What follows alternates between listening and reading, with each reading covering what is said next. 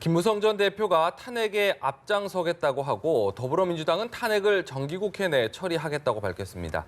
탄핵 정국이 급물살을 타고 있습니다. 이 김현웅 법무부 장관과 최재경 청와대 민정수석이 동시에 물러나겠다고 하면서 파장이 커지고 있는데요. 오늘 두 분의 전문가 모셨습니다. 조혜진 전 새누리당 의원, 김홍국 경기대 겸임교수 나오셨습니다. 안녕하세요. 예, 안녕하십니까. 어서 오십시오. 먼저 김현웅 법무장관과 최재경 민정수석 동시에 물러난 내용부터 좀 살펴볼게요. 여러 가지 해석들이 나오고 있습니다. 여러 가지 관계의 문제 때문에 해석들이 나오고 있는데 그 배경은 좀 뭐라고 좀 추측을 좀 할 수 있을까요? 일단 두 분 다 대통령이 법무참모인데 네. 두 분이 관장하고 있는 또는 관계하고 있는 검찰이 대통령을 정치적으로 거의 벼랑 끝으로 몰아넣은 셈이죠. 예. 물론 그거는 이제 인위적으로 그렇게 한 게 아니라 수사 결과에 그렇게 나왔기 때문에 그렇게 안 할 수가 없는 상황이지만은 결과적으로는 대통령을 역사상 처음으로 피의자로 그렇죠. 규정을 하고 대면 조사를 계속 이제 압박을 하고 검찰 수사 결과 발표 내용이 이 탄핵에 중대한 영향을 또 주게 되고 네. 그런 점 때문에 그 기관을 책임지고 있거나 또는 관계하고 있는 소통의 창구 역할을 맡고 있는 장관이나 민정수석의 입장에서는 사실 대통령을 그게 옳은 일임에도 불구하고 네. 대통령 얼굴을 좀 보는 게 민망하겠죠. 어렵겠죠. 국무회의 때 보거나 청와대 비서실 회의 때 얼굴을 본다는 게 네. 대통령의 두 사람에 대한 대통령의 기대라는 게 뻔하지 않겠습니까? 그 수사를 어떻게든지 좀 완화시키고 피해자가 아니라 참고인 정도로 가게 한다든가 그리고 이제 수사 압박 들어오는 걸 좀 이제 완충한다든가 이런 역할을 기대했겠죠, 당연히. 근데 결과적으로 그렇게 못한 점, 그것이 1차적으로는 사의 표명하게 된 계기고, 또 다른 측면에서는 본인들이 대통령의 법무참모로서 이 최순실 사태 국면에서 할 수 있는 일이 별로 없다. 검찰 수사를 막을 길도 없고, 네네. 또 검찰 수사를 대처하는 대통령과 이 청와대의 입장이 워낙 강경하기 때문에 검찰 수사 결과 중에서 기본적인 것은 인정하면서 법리적으로 다툴 부분, 그 부분을 다투겠다는 정도로 합리적인 입장이면은 법무장관이나 민정수석, 특히 직접 참모인 민정수석이 도와줄 수 있는 길이 옆에서 있습니다. 그런데 아시는 것처럼 수사 결과 전체를 그냥 원천적으로 부정하고 네.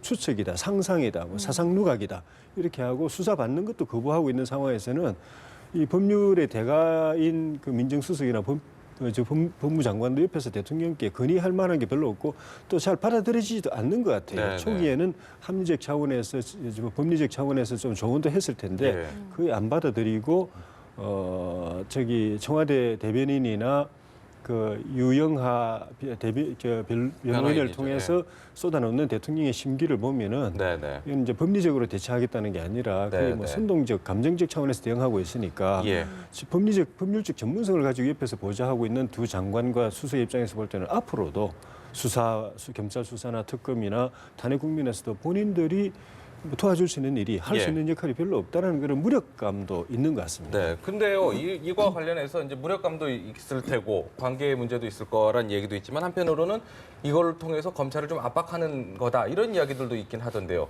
압박하는 카드도 분명히 됩니다. 왜냐하면 검찰 수사에 대해서 불만을 표시하고 사실상 검찰 수사를 안 받겠다. 과거에 대통령의 발언에서는 검찰 수사를 성실하게 받겠다고 했다가 입장을 뒤집은 셈입니다. 다시 말해서 검찰의 진행하고 있는 수사에 대해서 굉장히 큰 불만을 표시했다라는 측면이 있고요. 저는 말씀하신 것에 공감합니다. 일단은 개인적인 측면에서는 공직자로서 대통령을 보좌하는 역할에 대해서 대통령이 피의자가 된 이 상황, 거기에 대해서는 분명히 책임을 지고 거기에 대한 자괴감이 분명히 있었을 겁니다. 네, 공식적으로 표명한 발언이죠. 그렇습니다. 제대로 보좌를 해야 되는데 결국 대통령을 헌정사상 최초로 현역 대통령이 피의자가 된 이 상황에 대해서는 분명한 자기의 책임이 있고요.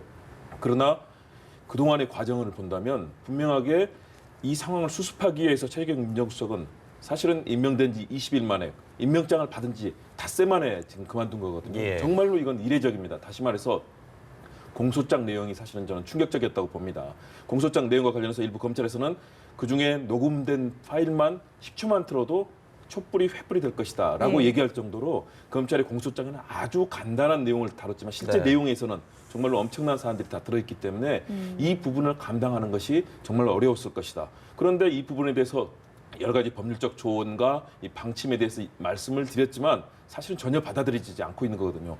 정면 대응하겠다. 그리고 돌파하겠다. 검찰 수사를 받지 않겠다. 라는 입장이기 때문에 사실상 더 이상 할 수 있는 역할이 없었다. 네. 더군다나 유영하 변호인 같은 경우는 대통령과 아주 지근거리에 있는 과거에 이 새누리당 대표 시절에 박근혜 대통령이 유영하 변호인의 집에도 가서 식사를 할 정도로 사실상 뭐 문고리 따지면 한 7인방 정도 되는 정도의 아주 네. 대통령과 직접 대화가 되는 그런 분이고요. 그러나 최재경 민정수석이라든가 이런 분들은 사실은 대통령과 공식적인 대화가 쉽지 않은 부분입니다. 그런 측면에서 일을 해나가는 데 있어서 굉장히 큰 어려움이 있었고요.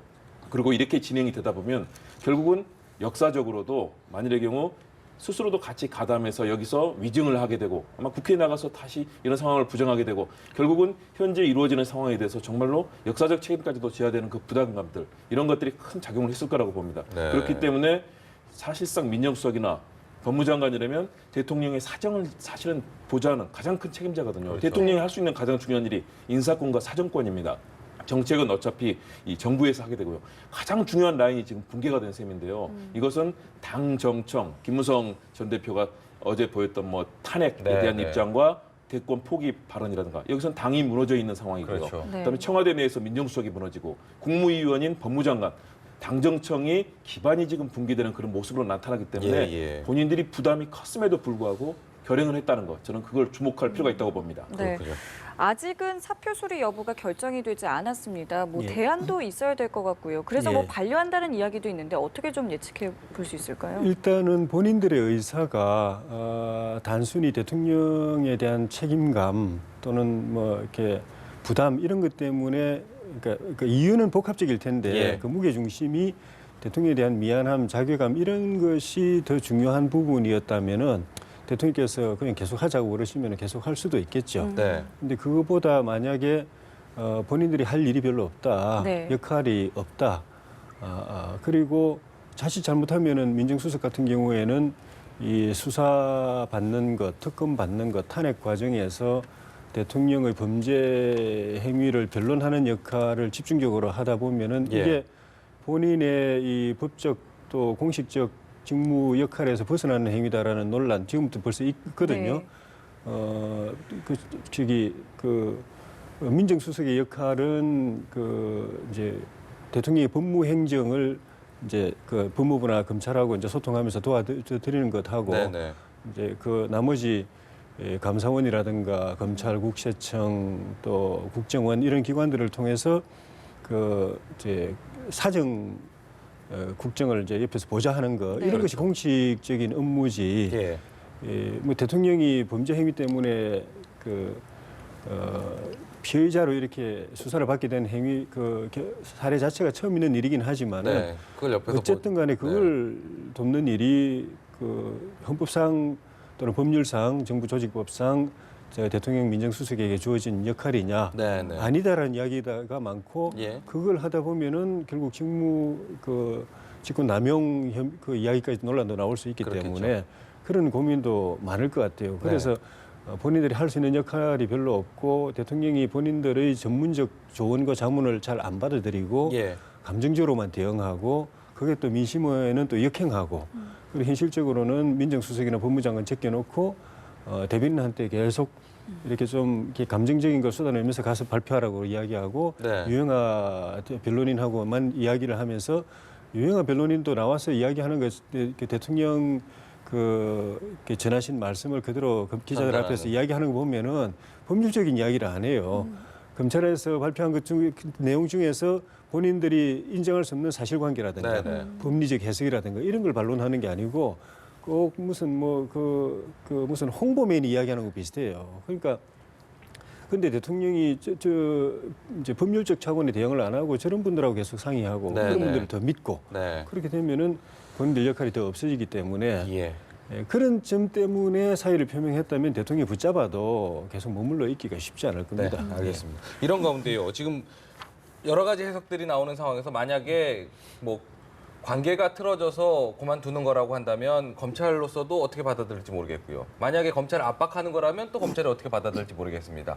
앞으로 이 그 검찰의 수사가 어떻게 방향을 달라질까 또 전망해 볼 수 있을 것 같거든요. 어떻게 좀 달라질 거라고 생각하세요? 일단은 검찰 내 분위기는 상당히 격앙돼 있습니다. 네. 어제 한 검사가 올린 것처럼 대통령을 당장 체포하라 이런 엄청난 감정적인 글까지 이제 올라왔지 않습니까? 인천지검에 그분은 네. 그래도 나름대로 또 법리적인 측면을 가지고 얘기했지만 그러나 그 사실은 일반적으로 우리 이 대통령이 국가의 원수로서 네. 국민의 지도자라는 측면에서 사실은 그런 글을 올리는 게 쉽지는 않을 겁니다. 예. 그런 정도로 일선 검사들은 현 상황을 아주 심각하게 바라보고 있다는 거고요. 이 검찰에 대한 압박 카드로 만일의 경우 계속해서 이것이 작용한다면 네. 그 부분은 더욱더 검찰의 분위기를 격화시킬 거다. 네. 그리고 대통령께서 검찰 수사를 일단은 거부를 하고 있는 상황 아니겠습니까? 예. 그 부분이 저는 굉장히 중요한 이 검찰 내 분위기를 악화시켰고 국민들에게도 감정을 악화시키는 요소가 됐다. 네, 네. 그런 부분에서 더군다나 또 법무장관과 민정수석이 사실상 공백 상태나 마찬가지입니다. 사표 수리가 즉각 안 되더라도 네. 다시 이 부분을 뭐 번복하고 아마 다시 같이 할 가능성은 저는 없다고 봅니다. 그러나 일단은 민정수석 같은 경우는 후임자가 정해질 때까지는 이제 출근을 하는 방식이겠지만 예. 정말로 일을 다 하기는 어렵다고 봅니다. 그런 네. 상황에서 대통령을 보좌하는 가장 큰 사정의 축인 법무장관과 민정수석이 없는 상황에서 이 검찰과 이 사정 라인을 같이 통솔하면서 나가기는 사실상 어려워졌다. 과거 우병우 민정수석의 역할이 얼마나 컸습니까? 예. 사실은 검찰뿐만 아니라 다양한 뭐 국세청이라든가 국정원 다양한 라인까지도 친우 라인들이 들어가서 장악하고 있으면서 사정 전반을 다 장악하고 있었지 않습니까? 네. 네. 그런데 이제 우병우 전 수석이 빠지게 되면서 공백이 생겼는데 여기에다가 실제로 공식적인 사정의 틀인 법무장관과 민정수석이 없어지는 상황.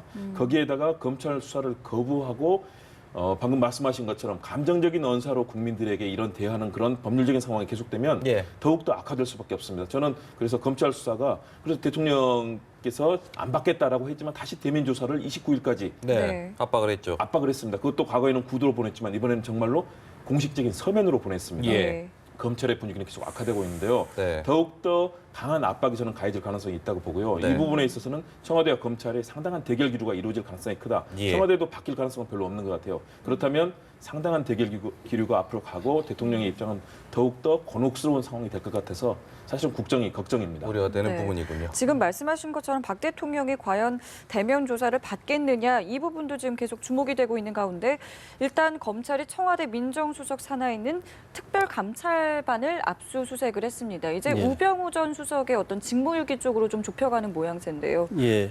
이게 이제 앞으로는 또 어떤 또 국면을 맞이하게 될까요?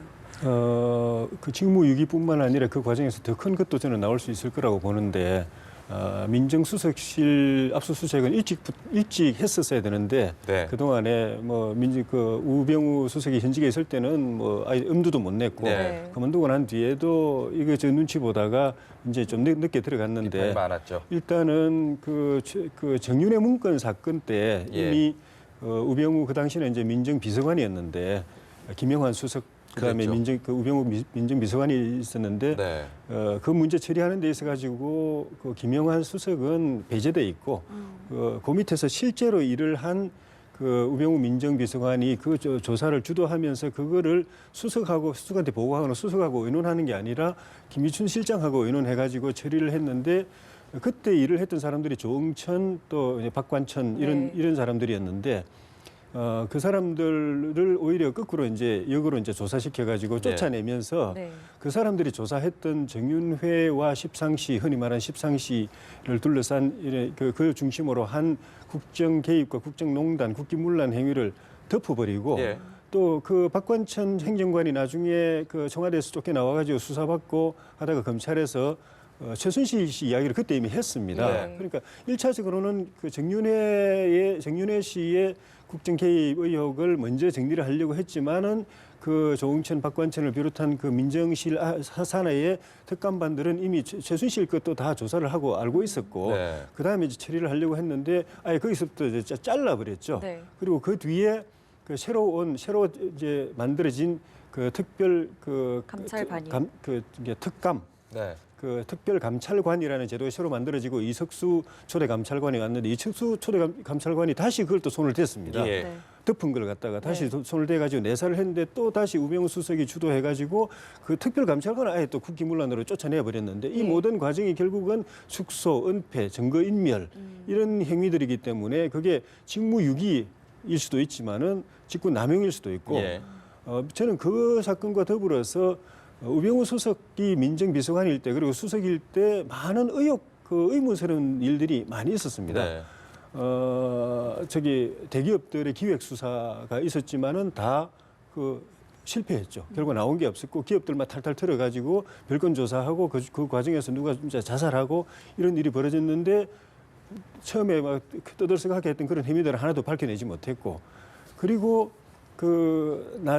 새누리당 안에도 사실은 그 시기에 네. 굉장히 정치 공작이라고 의심할 만한 일들이 많이 있었습니다. 네. 그리고 그 사령탑이 민정수석실에서 그걸 지금 진행하고 있는가 당을 향한 예. 당 내의 당 지도부를 회유하고 협박하고 한 그런 일들이 민정수석실에서 관장하고 있는 거 아닌가 하는 그런 의심들이 그 시기에 있었는데 여당까지도요. 예. 네. 그 옛날에 사직동팀이라는 그런 이제 비밀 조직이 없어지면서 그 기능을 한때 총리실 네. 공직기강 비서관실로 갔다가 지금 그것도 없어지면서 민정수석실에서 그걸 하고 있는 것 아닌가. 예. 왜냐하면 지금 국정원에서 우병우 수석 밑으로 파견됐다가 다시 이제 돌아갔던 그 추국장이 그 감찰을 받고 있는 부분도 네, 네. 그 국정원에서 내사한 부분들 또 사찰한 부분들을 우병우 수석이 직접 보고를 받고 그걸 또 이제 듣고 하는데 이용했다는 그런 점들인데 이런 것들 그 사찰이라든가 예.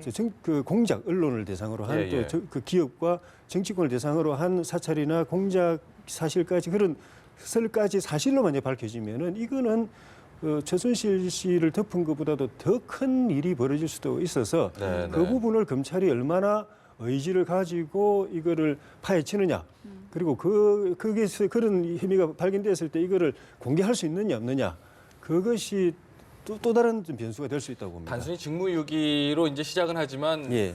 파장이 어마어마할 수도 있다. 예. 그렇게 전망을 하시는군요. 예. 우병우 전 수석이 그동안 뭐 얘기가 많이 나왔기 때문에 뭐 조사 내용도 함께 짚어봐야 될 것 같고요. 탄핵 이야기도 좀 한번 해볼게요. 김무성 전 대표가 어제 이제 대선 출마를 접을 뜻까지 밝혀가면서 탄핵을 좀 추진하겠다 이렇게 얘기를 했습니다. 우상호 더불어민주당 원내대표 같은 경우도 이르면 12월 2일 다음 주죠. 표결에 할 것이다 이렇게 얘기를 했는데 어떻게 좀 급물살을 타는 것 같아요. 어떻게 좀 전망을 하세요? 일단 급물살을 타고요. 야당 그리고 새누리당 내 비박계에서 전국적인 추진 의지를 밝혔기 때문에 예. 급물살을 타는 쪽으로 갈 수밖에 없습니다. 그리고 탄핵에 대한 국민적인 여론이 지금 갈수록 높아지고 있지 않습니까? 네. 오늘 아침 나온 그 여론조사를 보면 뭐 중앙선거관리위원회 다 나와 있는 내용이지만 네.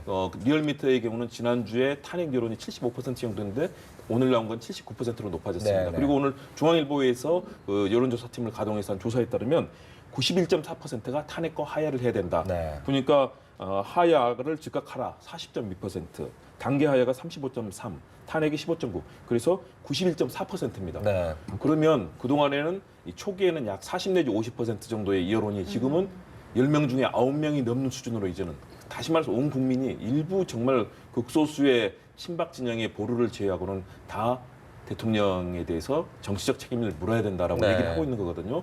야권과 새누리당 내 비박계도 이에 대해서 호응하지 않을 수 없을 겁니다. 야당은 당연히 그동안에 과연 어느 정도 새누리당에서 호응해 줄 것인가. 171석, 네. 101석이 이제 야당과 무소속인데요. 네. 29석을 어떻게 확보할 것이냐가 관건이었었는데 네. 어제 김무성 전 대표가 서명운동까지 나서서 탄핵을 추진하겠다라고 밝히면서 약 30명 정도 현재 예. 32명 정도까지 최소한도 입장을 밝혔다고 하는데요.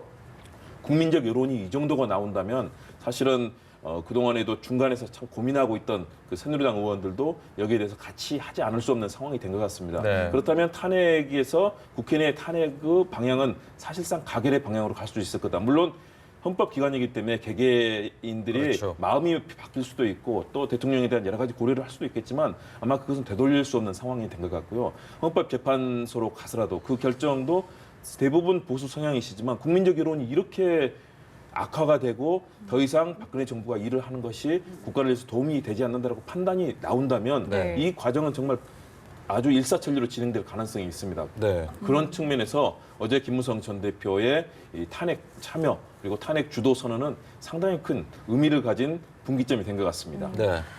예. 키는 어쨌든 새누리당이 잡게 된 셈 아니겠습니까? 예, 예. 어떻게 보시나요?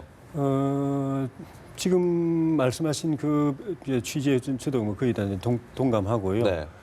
그저께 어제장과 그 중앙 일간지들이 그 새누리당 비박계 의원 대략 한 61명 정도로 이제 분석해가지고 네. 1대1로 탄핵 찬반을 물어봤는데 찬성이 29명, 예. 반대가 2명, 나머지 30명은 뭐 고민 중이라거나 뭐 자기 생각은 있지만 말을 못하겠다라고 했는데 네. 그 답을 주고받는 과정에서 그 사람들의 속 생각이 조금씩 이제 나온 걸 분석을 해보면 예. 탄핵 찬성이 꽤 많다 그렇게 돼 있고 또 그 비박 61명에 포함되지 않는 중립적인 의원 또는 친박이라고 분류되는 의원들 가운데도 통화를 해보고 이렇게 물어보면은 마음이 불가피하지 않냐, 탄핵 불가피하지 않냐, 네. 대통령에 대해서 그런 동정하는 마음도 있지만은 이 시국을 다시 돌이키는 힘들고 끌면 끌수록 더 나라만 상처나고 대통령도 그 더 힘들어진다는 점 때문에 네. 이 정국을 수습하기 위해서는 탄핵할 수밖에 없다라고 하는 친박 또는 중립지대 의원들 이야기도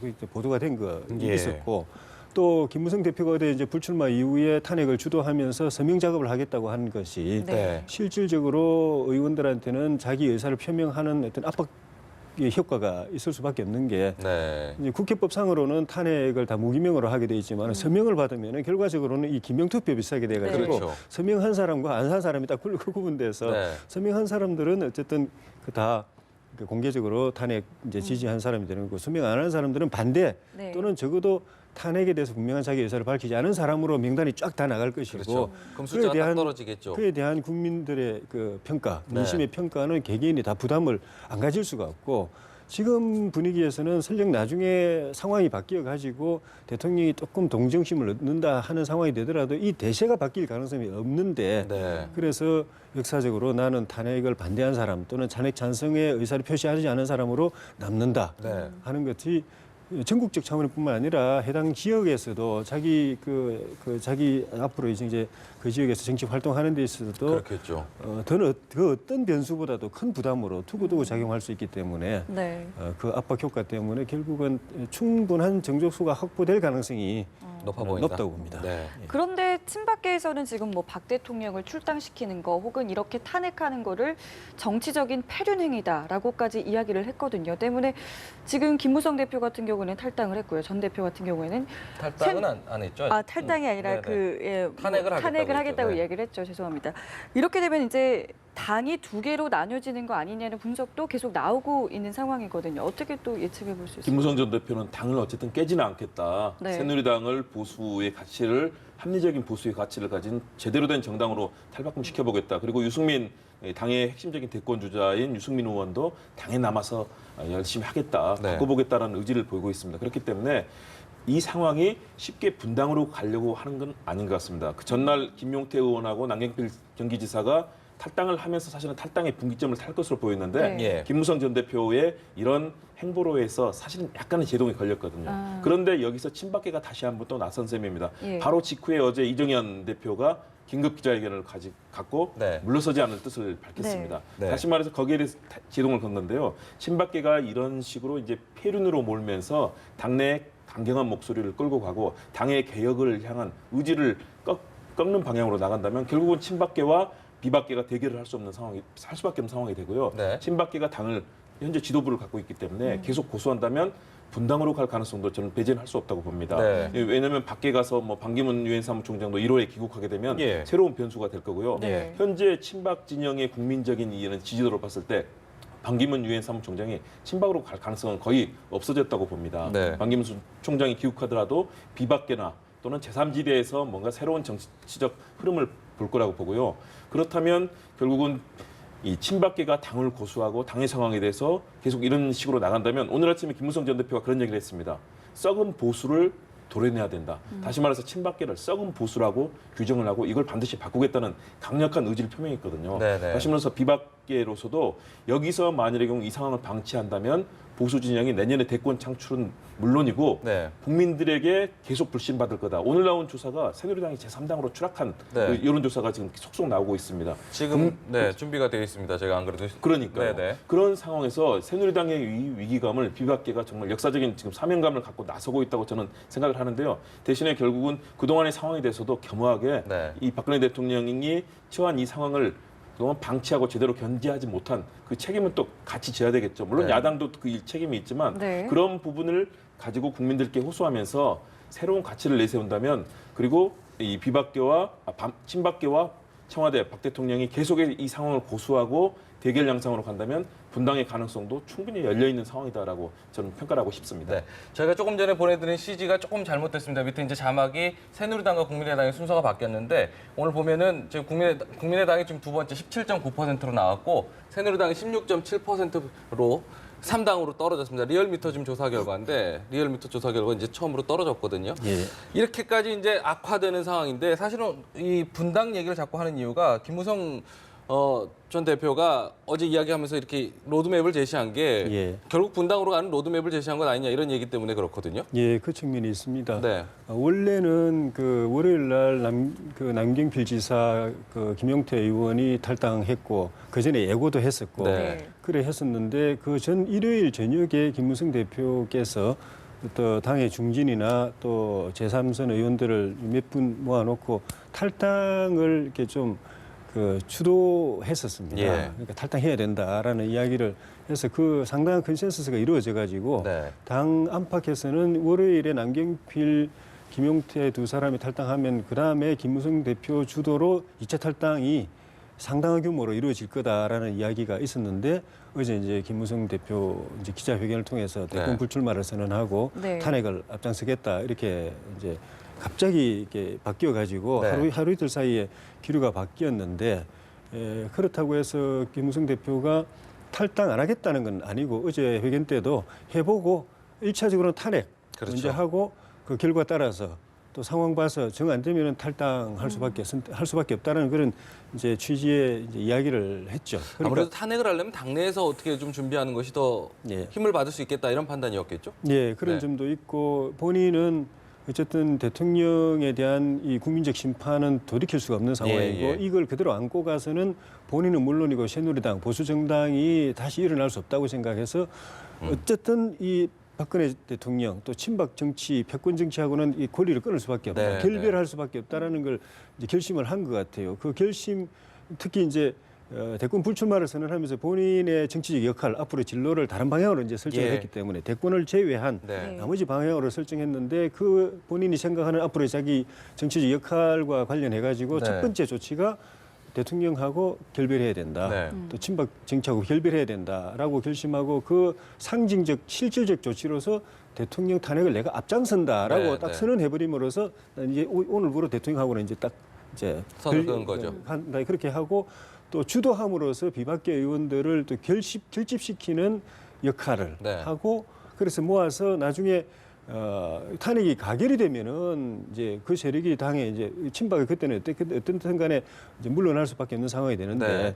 그렇게 되면 이제 그 세력을 중심으로 해서 당의 재건을 자기가 주도하겠다는 네. 생각이 있는 것 같고 네. 만에 하나 부결이 되면은 뭐 친박은 기고만장할 거기 때문에 그렇겠죠. 그때는 뭐 더 이상 당에서 어떻게 해볼 여지가 없고 또 나가야 되고 또 가결이 됐는데도 친박이 끝까지 버티면 일시적으로 쪼개고 나갈 수밖에 없는 수밖에 상황까지 다 머릿속에 그리고 있는 것 같습니다. 그런데 저는 궁금한 게 지금 이 상황에서 유승민 전 원내대표 어제 뭐 김무성 전 대표가 뭐 모임한 자리에도 사실 유승민 전 원내대표는 참석을 안 했다고 하더라고요. 예. 약간 결이 좀 다른 듯한 느낌이 좀 이렇게 좀 분위기가 느껴지는 건 왜 그런 건가요? 유승민 전 원내대표 입장은 뭔가요? 유승민 대표도 대통령 탄핵 이제 동의를 했고 네. 대통령에 대한 국민적 심판 이거는 이제 기정사실이고 본인이 또 그 대통령과 친박 정치로부터 가장 핍박을 받고 탄압을 받았던 입장이기 때문에 그 정치가 보수 정치를 완전히 망가뜨려 버렸다는 것 때문에 보수 정치가 다시 살아나려고 하면은 이거는 반드시 끊어야 된다. 이 생각은 똑같아요. 그리고 네. 새누리당이 해체하고 재창당 수준의 완전히 거듭나는 조치를 하지 않으면은 보수 정치는 명맥을 잇기 어렵다라는 거.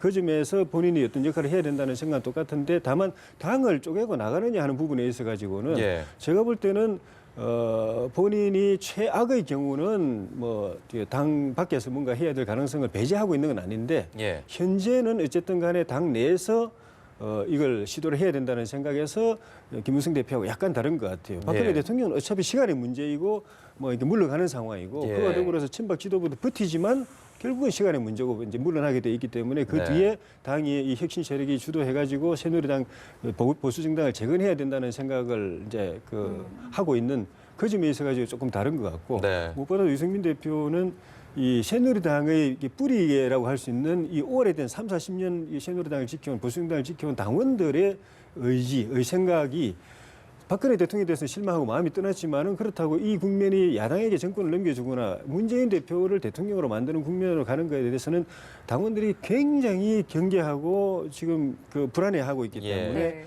이 당원들이 쉽게 또 당이 쪼개지는 걸 원하지 않고 또 네. 당원들 자체가 또 잘 안 쪼개지기 때문에 네. 이 큰 덩어리의 당원들의 당심이 어디로 가는가를 보면서 거기에 민심과 이 당심을 같이 가려고 하는 그런 고민들이 있는 거 유승민 대표한테는 있는 것 같습니다. 네. 네. 분당 가능성에 대해서 저희가 계속 여쭤봤는데 이번에는 연대 가능성에 대해서도 좀 여쭤봐야 될 것 같은 게 일단 김무성 전 대표 같은 경우는 안철수 국민의당 전 대표와 연대 가능성을 언급을 했습니다. 그런데 이 새누리당 탈당파 같은 경우에는 뭐 당장은 뭐 손을 잡을 이야기보다는 뭐 제3지대 이야기도 하고 있거든요. 그래서 이 보수 진영의 새 판짜기가 어떻게 흘러갈지가 전혀 감이 안 잡히고 있는 상황입니다. 결국 저는 친박계와 청와대의 대응이 중요하다고 봅니다. 만약에 친박계와 청와대가 이 상황을 수용하고 당의 개혁에서 그동안 개혁의 과정을 용인하고 그동안의 책임을 지고 물러난다면 거기에 대해서는 새누리당 자체에서 당내 개혁이 이루어질 수 있거든요. 그렇지만 계속해서 이 상황, 이 정면 대결의 방침을 굳히고 계속한다면 네. 결국은 당이 쪼개질 수밖에 없고요. 일부 지금 뭐 탈당하신 분들도 있죠. 그리고 앞으로 상황에서 탈당을 하게 된다면 제3지대 결합은 뭐 필수적이라고 봅니다. 네. 갈 수밖에 없는 길이고요. 그러나 어쨌든 안철수 전 대표, 국민의당 대표와 사실은 정치적인 색깔이 또 일치하는 건 아니거든요. 네. 다양한 부분에서 뭐 경제 문제라든가 바라보는 측면에서는 다른 시각이 있습니다. 그렇기 때문에 그 부분의 조율에서 저는 가능성은 열려 있다. 그리고 전국 상황에 조금 전에 얘기하신 것처럼 이 친문재인 진영, 더불어민주당 내에서도 친문재인 진영과 다른 대권 주자들의 결이 다르거든요. 그런 측면에서 결합을 할 수 있는 정치적 상황 변화에 따라서 중간지대에서 결합하면서 새로운 중도 보수와 중도 진보가 만나서 만들어지는 가능성은 저는 충분히 있다고 봅니다. 대신에 그것은 양당, 제1야당인 더불어민주당 그리고 여당인 새누리당 내부의 상황들이 어느 정도로 급격하게 변화에 따라서 이 상황이 만들어질 거라고 보고요. 네. 거기에는 반기문 유엔 사무총장의 귀국이라는 1월 초의 변수가 하나 더 있다고 보고 그다음에 문재인 이 더불어민주당 전 대표의 향후 행보에도 관련이 된다고 봅니다. 만일의 경우 당내에서 포용적인 행보로 가면서 새로운 변화를 모색한다면 더불어민주당 내 야권에서도 상당한 구심력이 생길 수 있거든요. 예. 그런데 원심력으로 작용할 경우에는 제3지대 역할이 커지고 여기에 김무성 전 대표까지 연결이 되는 비박 진영이 합류한다면 사실 한국 정치에 엄청난 새판짜기의 흐름이 만들어질 수 있다고 봅니다. 예, 알겠습니다. 오늘 두 분 말씀은 저희 여기서 마무리 짓겠습니다. 조혜진 전 새누리당 의원, 김홍국 경기대 겸임교수와 함께했습니다. 고맙습니다. 예, 고맙습니다.